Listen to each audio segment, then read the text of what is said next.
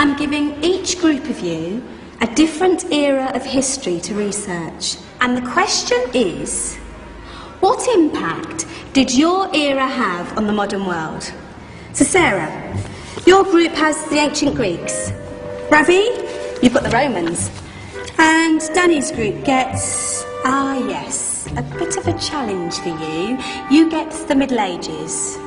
Some even call it the Dark Ages. Boring. See how you get on. Yes, miss. So, Serene, yes, you get the Renaissance.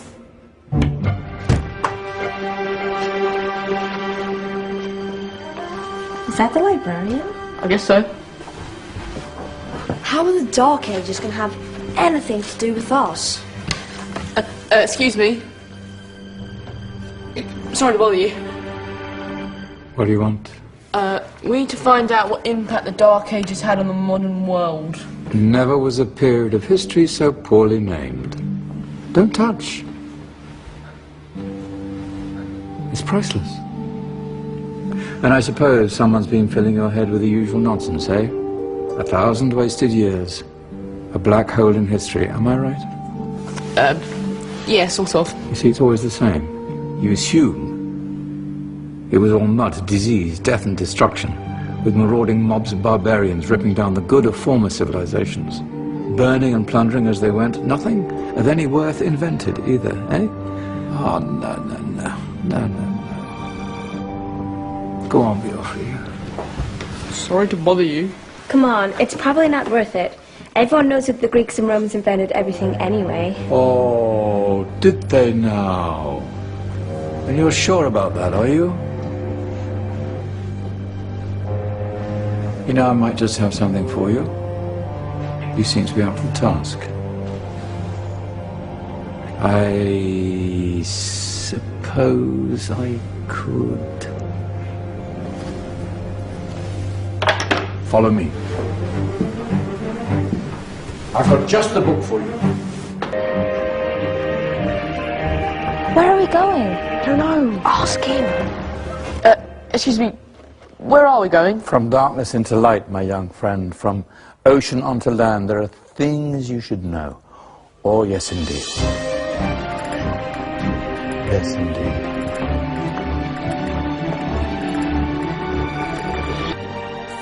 Now, take a look. If you dare.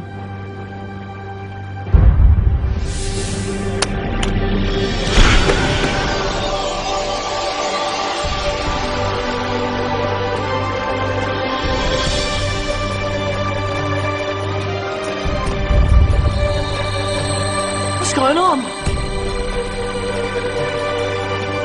Welcome to the Dark Ages, or as it should be known, the Golden Ages. Who are you? I am Al-Jazari, engineer and ingenious inventor. I thought you said this was the Dark Ages. It doesn't look very dark. That's because it's all a matter of perspective, my soon-to-be illuminated friend. Of course, there are parts of the world that weren't dark at all, but in a civilization that stretched from Spain to China, the golden rays of discovery and invention shone over everything. What civilization? The Muslim civilization, my young friend. Through scholars and scientists of various faiths, some of the most important discoveries known to man were made at this time. Discoveries that drew on knowledge of the ancients, but have more connections with your modern world than you could possibly ever imagine. Like what? Well, all sorts of things. I've got to get a picture of this. I knew it was a good idea. Who are you? Allow me to introduce Ibn al-Haytham, a great scientist whose ideas led to the invention of the camera. You invented the camera? I laid the foundations for modern cameras by explaining how our eyes work. I found a way of projecting an image onto another surface through a small hole in a dark room, later called camera obscura. Think of all the things that evolved from this discovery. Cameras, cinema, all share the same principle. Cool. Look out below! Who's that? That's my good friend, Abbas ibn Farnas, who gazed up to the heavens, passionate in his belief that man could fly. Whoa. Indeed, he dared to dream about flying 1,000 years before the Wright brothers. Do you know you all take your jet-setting holidays for granted, so it only seems fair to remember Abbas ibn Farnas. Stand by. I'm ready for takeoff.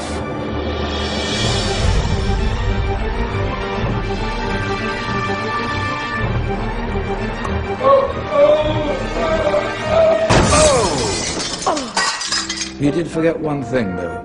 A tail, useful for landing. My back. Is there a doctor in the house? Did someone call? Ah, my old friend, why don't you introduce yourself to my young guests? I am Abul Qasim al-Zahrawi. Many call me the father of surgery. Did you actually do surgery back then? Of course we did. In fact, many of the surgical tools that I invented are still used in your modern hospitals. Excuse me, a patient needs my attention. Scalpel? I think I may need some stitches. In that case, I'll use catgut. Catgut? From the gut of animals.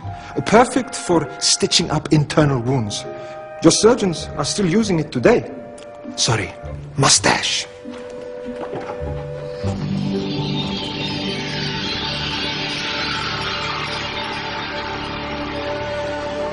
Who's she? That's Maryam al-Astrolabi. One of the many brilliant women of her time. She made sophisticated astrolabes. Astro what? Astrolabes. They show the sky and the stars on a small flat plate you can hold in your hand. Think of them as ancient calculating or timekeeping devices. Today you have your watch, your compass, satellite navigation, helping people and explorers travel the world. Science at its brilliant best. And all these things were developed during the Golden Ages. And that's just the tip of the iceberg. There were thousands of other inventions covering all areas of life, and in the years that followed, their influence spread across the whole of medieval Europe. So you see, it wasn't so dark after all. What about you? Me? What did you invent?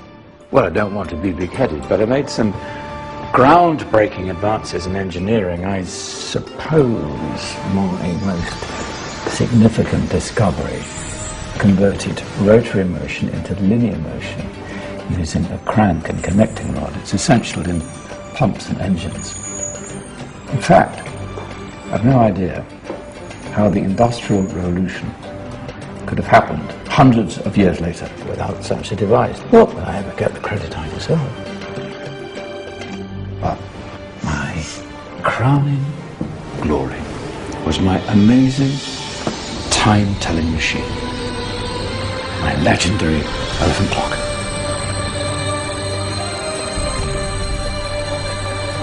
It's a clock. Yes. Dozens of components collected from different cultures around the world. Indian, Greek, Arabian, Egyptian, Chinese. Wow. A United Nations clock. That is pretty cool. Does it actually tell the time? Wow, yes, of course. If it wasn't for me, thousands of people would be late for everything. Speaking of time, we better get you back. And remember, spread the word. This was a golden age, and I've only shown you a tiny part of this wondrous time. There are countless other scientists and inventions directly connected to your modern world. You're just going to have to find out for yourselves. No, wait.